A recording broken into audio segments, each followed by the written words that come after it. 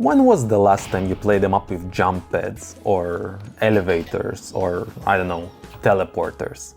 This is what I asked you a month ago in collaboration with Game Banana, challenging map makers of any level to make maps in official game modes, but with interesting gameplay twists and gimmicks to see which one works best.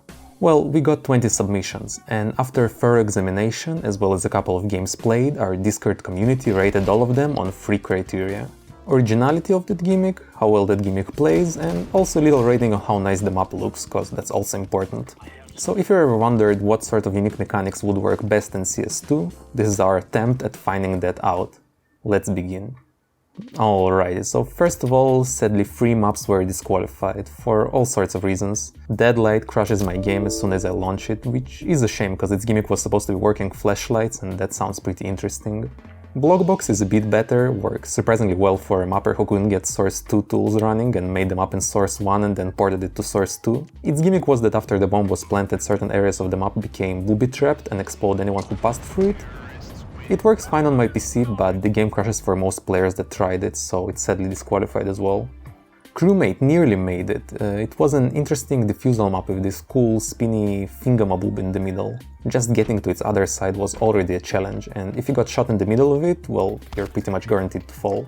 It actually played decently well, but got disqualified for not having a radar, which was one of the core requirements.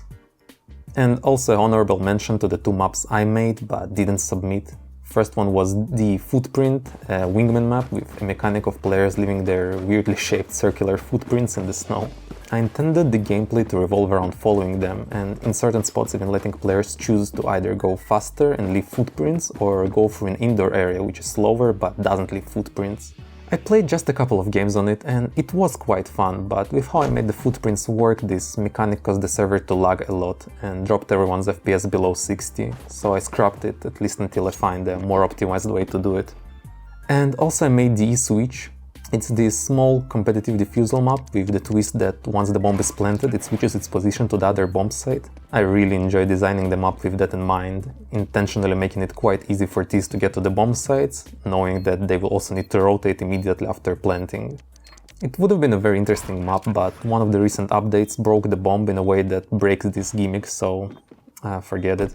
Valve, please fix. And that was all of the disqualifications and stuff, so let's actually get to the contest placements now. So, in the very last place we got Noche by Draguni. It's a deathmatch map, and its gimmick was that there is a huge tower in the middle overlooking the whole map.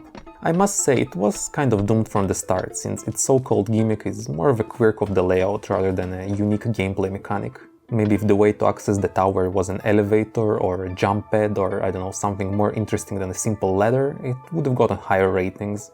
But in its current state, it's a decently fun deathmatch map, but nothing special.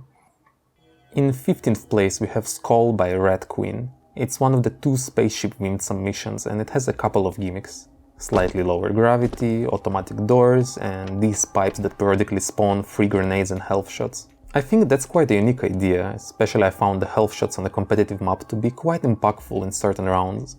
But overall it didn't play the best, and the fact that it had a bug that didn't let terrorists buy weapons hit its gameplay score hard. As well, its aesthetic score was pretty low, even though I personally like the idea for A-site since it reminds me of my beloved nascent structures. The rest of the map is mostly plain corridors. Apparently its creator couldn't finish it in time because of a hurricane.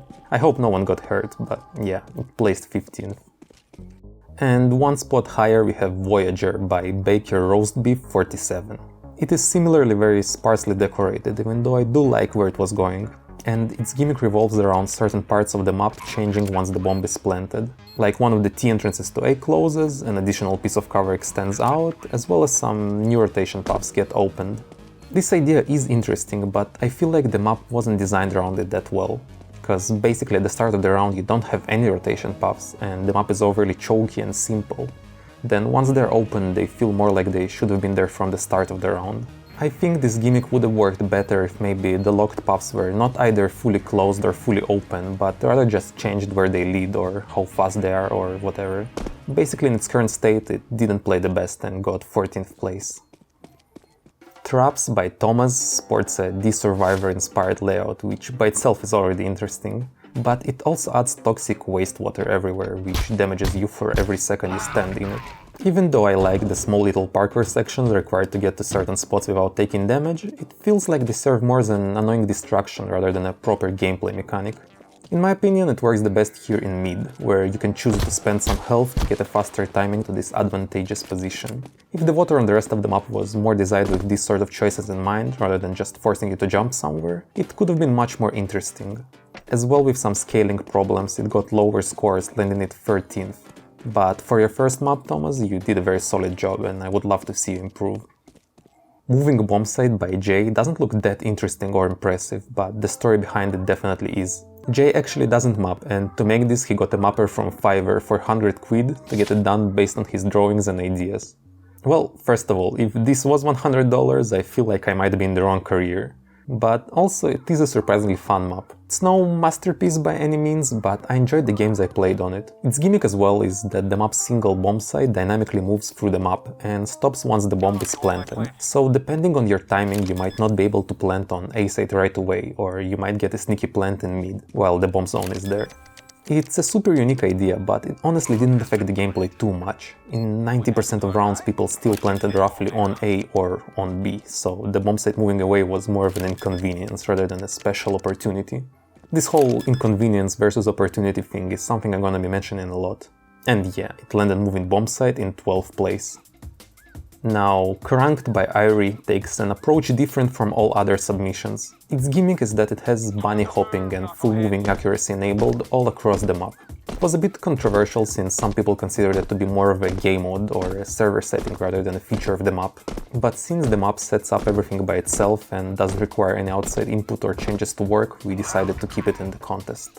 Moreover, it's not just a regular map with bunny hops added, it's actually designed around them, with some extra paths and jumps that can only be traversed while hopping. For example, this outer lane here, or this surf, or even this cool way to get into B-side. The movement opportunities are endless, though that was also the map's downfall. It's so fun to jump around that getting the bomb planted or defusing it really took a backseat, transforming it into more of a weird deathmatch rather than anything Counter-Strike. Which of course is the point and isn't necessarily bad, but definitely affected its gameplay scores, putting it in 11th spot. Next up we have Harvest by Vazicha. It's a wingman map set around a barn in the middle of a cornfield.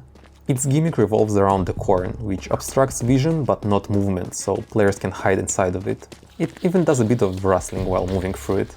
This is a cool concept which made it play uniquely and was quite a bit of fun, but in my opinion is a bit limited by the radar being there, cause the radar shows players through the corn and I ended up more looking at the radar rather than at my screen during the rounds we played on it. Combined with neat yet not outstanding visuals, it received more or less average scores across the board, landing it 10th. Crawlspace by Novish, initially unfairly disqualified cause some moderators did an oopsie, returned into the ratings to get its 9th spot. It's this cramped deathmatch map set around the, quote, lousy apartment after some unforeseen consequences. Other than being absolutely tiny, its gimmick is that there's a bunch of spots that teleport you around the map. On one hand, since the map is so small, there is no particular advantage to teleporting, since you would have gotten there in 5 seconds anyway. But interestingly, for the same reason, oftentimes you're caught with your pants down while low on ammo or reloading, so jumping into a teleport serves as a good getaway, though you are quite likely to die instantly on the other side. Yeah, this map is a good example of something I've observed again and again over my years of hosting these sort of contests. No matter how flawed or bad the map is in theory, as long as it's deathmatch or arm race, people would really enjoy it nonetheless. I'm still not quite sure on the exact explanation behind this phenomenon, but it worked once again and gave this map pretty high gameplay ratings, placing it 9th. Tenebris by Sigf is a competitive map set on an Arctic base, with the gimmick of it being super dark outside. As someone who lived in this part of the world, I can confirm that it does look like that at night during winter. And in terms of gameplay, it's pretty solid. Oftentimes maps that use darkness overdo it and cause the players a lot of frustration, while here there is a good balance between well-lit indoor areas and some darker sections that break them up. I'd say B-site is the only place where it gets kinda messy, but that's nothing a couple of updates wouldn't fix. As well, this map's detailing is superb and at points is nearly on the level of an in-game map, so everything considered it placed 8th. In 7th place is Skate by Benny. It's so cool. It's a hostage map set in this abandoned city with absolutely amazing aesthetics and tons of detail that you wouldn't expect from a contest submission made in such a short time. The map's gimmick are these boost ramps that launch you at high speeds, letting you perform all sorts of cool moves. In my mind, this map is sort of the better version of Krunked. They both allow for crazy movement, but Skate limits its accessibility to the positions of ramps, which makes it easier to predict and counterplay for the other team. As well, its choice of hostage game mode makes much more sense for high-speed chases rather than bomb guarding.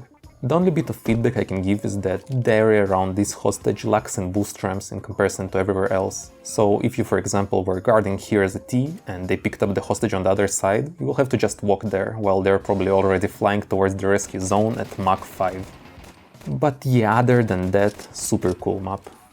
Next up we have Clue, which instead of focusing on exploring a single mechanic, features a bunch of smaller gimmicks inspired by Half-Life 1, such as valve-operated doors, breakable environment, numerous teleports, and even some more silly stuff like the Gauss cannon on A site or this whole mid lane. As usual with Dog Wolf's maps, it seemingly isn't interesting in exploring like a high-concept layout idea, but it's just more about being fun, and it is very fun. Fun to block people from the bomb site, fun to explode the guy pushing out vents, fun to shoot someone through a hole you made in the wall. Yeah, I enjoyed it quite a bit, but the competition is tough, so it lands in 6th place. Pressure by Goatee, also a defusal map, similarly explores a bunch of different ideas, though arguably in a more organized sort of way. All of the gimmicks here are focused on doors and platforms and are pretty interesting, like a door that can only be used once and then closes for the rest of the round, or an elevator platform that boosts you up to A side, and another one that gets you to the top of the map. But I think the true standout features are ones that require teamwork. For example, this pressure plate activates this boost into A heaven, so I need to ask a teammate to stand on it for me. Or a similar situation on B site, where this plate opens up a window into B site, allowing teammates to use it for grenades. Counter-Strike is a team game after all, and it was very cool to see a gimmick that focuses on that. Moreover, the map's gameplay was just really solid, and it's superbly, yet admittedly sparsely detailed. Overall, I think it well deserves its place in the top 5. 4th is Turbin by Shady. Now back to focusing on exploring singular ideas. This hostage map features fans that push you. Yep, it's that simple, but very effective. You can use fans to get to a higher position or go a bit faster, but they're not mandatory. And in fact, you need to consider the trade-off of losing accuracy while mid-air before you decide to use them. This goes back to what I was saying about gimmicks needing to be a choice rather than an inconvenience. And this is a great example. It basically takes all of the lessons we learned from other movement-based submissions and successfully manages to ground them in classic Counter-Strike, being really fun and unique while not losing any of its competitive edge. And it also looks good. A prime example of a contest entry. Alright, the big 3. The submissions that will be getting the highly coveted Steam gift cards. Did I mention we had prizes? Anyway, in 3rd place is Commute. Commute is like Battlefield or something. You have this big city hostage map with buildings to explore and extensive sewer systems, as well as with working buses which take you around the map. And not only that, there's actually no buy zones, and instead you have weapon stashes on the ground. All of that sounds kinda yucky, but really is a stroke of genius. For example, I would have suspected a map of this scale to suffer from everyone sniping each other, but there's actually just one scout and I think maybe a couple of SGs and Augus you can find, so that isn't a problem. Or I would have imagined that a map of this size would take so long to traverse, but you can actually just take the bus. So really its main feature is actually making a huge oversized city layout work, dynamically and with good pacing. I don't know many other maps that have succeeded in such a task, so Commute gets a well-deserved 3rd place. In 2nd place we have Infinitypoo. Where do I even begin with this one? It's a deathmatch map set in a non-Euclidean, self-repeating swimming pool. Its gameplay, as you can imagine, is just crazy. You have people flying everywhere, teleporting all around, and utilizing some of the extra gimmicks this map has, like a button that triggers stronger gravity, or rooms that heal you, or this which launches a laser grid through the map Resident Evil style. Other than looking amazing, as you can imagine, its originality scores were through the roof, and as I explained earlier, it being a deathmatch map, it received very favorable gameplay ratings, landing it here. And lastly, the 1st place winner of the Mapping Spooky Gimmicks event is... Hedgemaze by River of Arrows. Well, This map is pretty self-explanatory. It's set in a Hedgemaze with a similar gimmick to Harvest of being able to pass through the bushes but making a sound while doing so. Though I think it making the bushes into walls rather than a whole cornfield area made the gameplay much more focused and enjoyable. As well, its mapper figured out a way to fix the radar wall hacking through bushes, so it's even better. And while I do appreciate some infinite pools or rideable buses, this map proves that there's so much fun to be found in a simple yet a highly polished gimmick. It's incredibly tense sneaking around the maze knowing that an enemy might not only be behind every corner but also inside every wall. While on the other hand, pushing blindly into a bush not knowing what awaits on the other side is both dumb and exhilarating. And same goes for the map's visuals. It's nothing complicated, quite simple in fact, but just so effective, looking nice and inviting all around, with its circular structure making sure you always know where to go. Yeah, this map is great, fun in any game mode and nails its gimmick's execution. Very well deserved first place. And that is it for this event. Overall, even though I had a bunch of difficulties hosting it, both with Valve updates breaking the mapping tools, our submission process being a bitch and some other oopsies on our side, overall I think it was very fun and educational. I loved playing each and every one of the submissions. So big thanks to everyone who participated, both mappers, voters and even viewers. As always, our mapping community is nothing without all of you. Winners, be prepared to receive your prizes in the coming weeks.